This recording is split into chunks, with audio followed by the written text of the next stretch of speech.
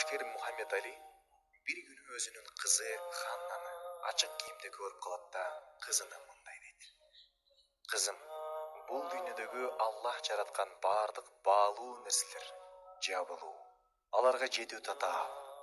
Бриллиантты кайдан тапса болот, билесиңби? Жердин астынан. Анын үстү жабык жана сакталуу.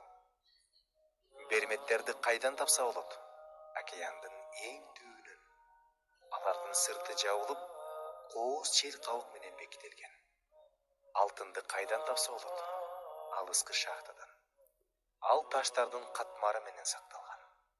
Аларга жетүү үчүн көп эмгек кылуу керек. Сенин денең ыйык. Сен бриллиант менен берметтен да алда канча кымбатсың. Жана сен да ошолор сыяктуу жабык жана кол жеткис болушуң керек.